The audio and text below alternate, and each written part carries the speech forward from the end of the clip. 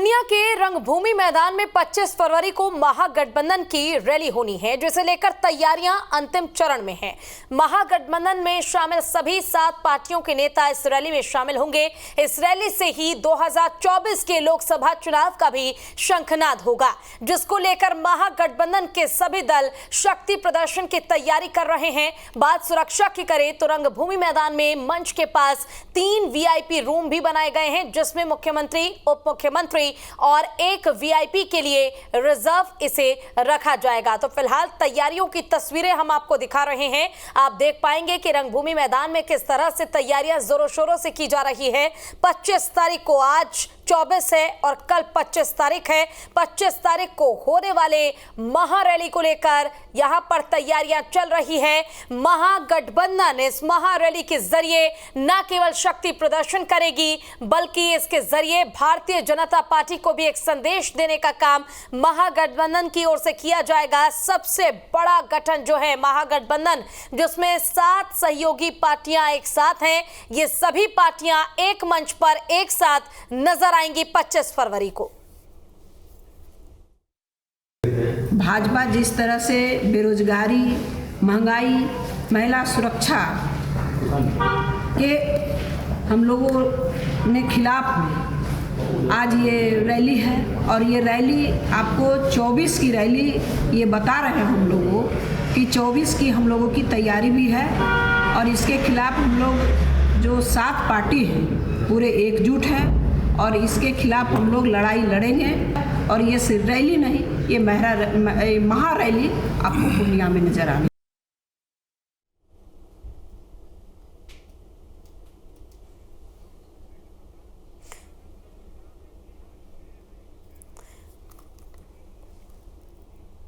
और इसी पर ज्यादा जानकारी देंगे हमारे साथ हमारे संवाददाता प्रफुल्ल झा जुड़ गए हैं। प्रफुल्ल, फिलहाल देखिए 25 फरवरी को होने वाले महारैली को लेकर तैयारियां जोरों से की जा रही है, लेकिन कल का दिन बेहद खास होगा। शक्ति प्रदर्शन करने के लिए महागठबंधन के तमाम नेताओं का चेहरा एक मंच पर देखने को मिलेगा। पूजा, पूर्णिया के 25 फरवरी को रंगभूमि के मैदान में महारैली है वो आयोजित है। जो यहाँ पे जो काम चल रहा है वो अपने अंतिम रूप लिया जा रहा है। इसमें मंच बन के रेडी है। लगभग 150 लोगों को मंच पे बैठने का, जो वीवीआईपी है उनको बैठने का व्यवस्था किया गया है।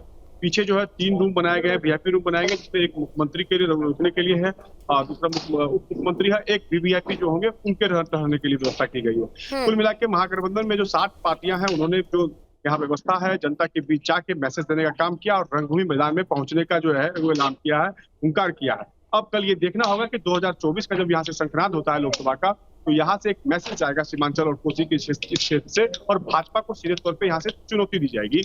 और आने वाले समय में आप कह सकते हैं कि पूर्णिया का जो ये प्रमंडल है, ये आरजेडी और जेडीयू और कांग्रेस और जितनी भी इसमें पार्टियां शामिल है, उसके लिए कहीं ना कहीं एक आप कह सकते हैं मजबूती यहाँ पे इस रैली के माध्यम से इनको मिलेगी। पूजा, बिल्कुल, देखिए ये भी कहा गया है कि 2 ग्रेड में रखा गया है जिलों को, और फिलहाल यहाँ पर सुरक्षा व्यवस्था इतना पुख्ता किया गया कि किसी भी तरह की कोई चूक ना हो। और साथ ही इसके जरिए भारतीय जनता पार्टी को कहीं ना कहीं एक संदेश देने की तैयारी में महागठबंधन है, और खुद इसके लिए नीतीश कुमार और तेजस्वी यादव अलर्ट मोड में नजर आ रहे हैं। प्रफुल्ल, यहाँ पे जो रंगभूमि मैदान है, यहाँ पे जो सुरक्षा व्यवस्था है और उसको कहीं ना कहीं पुख्ता किया गया। कल देर शाम जो है पूर्णिया के जो एसपी हैं वो इस रंगभूमि मैदान में आए हैं, और पूरा मैदान का जो है वो जायजा लिया है कि किस व्यक्ति को किधर से एंट्री देना है, कैसे लोग आएंगे, कहाँ पे किन वीआईपी की व्यवस्था होगी, कौन से वीआईपी गेट से जाएंगे, मुख्यमंत्री हेलीपैड से कैसे स्टेज तक पहुंचेंगे, सारी चीजों पर व्यवस्था लगाया गया। लगभग 1500 से ज्यादा जो सिपाही उनकी यहाँ पे जो है तैनाती की गई है कि कहीं भी इस रैली में कोई चूक न रह जाए, और जो रैली है वो शांतिपूर्ण ढंग से वो संपन्न हो जाए। क्योंकि जो पूर्णिया है, इसमें सहरसा, सुपौल, मधेपुरा, कटिहार, पूर्णिया और भागलपुर, किशनगंज, यहाँ सारे जगह के लोग जो है वो इस रैली में शामिल होने की संभावनाएं है। लगभग 1.5 से 2 लाख लोगों के जुटने की भी संभावना है। तो किसी तरह की जो अव्यवस्था वो इस रैली में नहीं रह जाए, उसके लिए सारा प्रशासन जो है वो चुस्त दुरुस्त तरीके से पूरे जगह यहाँ पे जांच कर रहा है, और हर चौक चौराहे पे जो है मजिस्ट्रेट के साथ में तैनाती की गई है।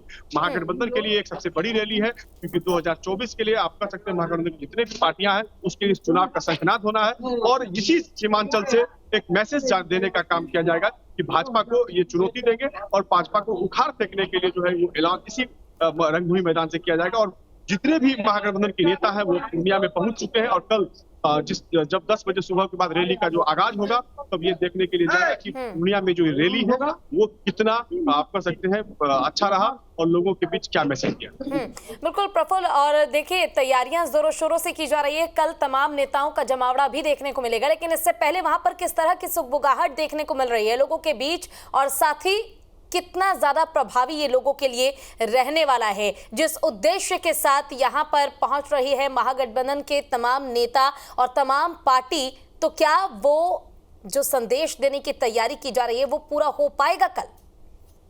देखिए, राजद, कांग्रेस, सीपीआई, जितने भी पार्टियां हैं, सबके जो बड़े चेहरे हैं, बड़े नेता हैं, वो पूर्णिया और सीमांचल के अलग अलग जिलों में वो घूम रहे हैं, लोगों से मिल रहे हैं और रैली में आने का उनको न्योता दे रहे हैं कि आप रैली में आइए, जो हमारे नेता हैं उनको सुनिए। अब एक तरह से आप कह सकते हैं कि जिस तरह से यहाँ पे नेताओं की भीड़ है और लोगों से मिल रहे हैं, तो भीड़ बढ़ने की संभावनाएं तो यहाँ है।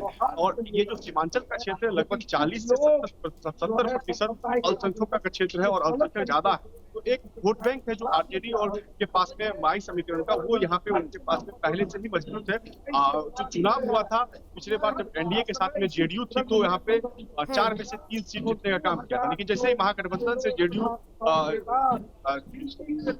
जेडीयू अलग हुई है, तो 3 सीट जो है वो महागठबंधन के पास चली गई है। तो कुल मिला के समीकरण अभी महागठबंधन के पास में, हालांकि आमोर से जो एआईएम के विधायक हैं, उन्होंने इस रैली पे तंज कसा है। अब्दुल इमान उन्होंने कहा है कि जो 20 से 25 साल तक बीजेपी के साथ में रहा और वो अब इस रैली को करके क्या पैगाम देना चाहता है, वो जनता के साथ में धोखा हो रहा है, जनता को कहीं ना कहीं गुमराह करने का प्रयास किया जा रहा है। और इस रैली से स्पष्ट तौर पे वो आड़े हाथ लेते हुए महागठबंधन पे सीधे तौर पे उन्होंने हमला किया है।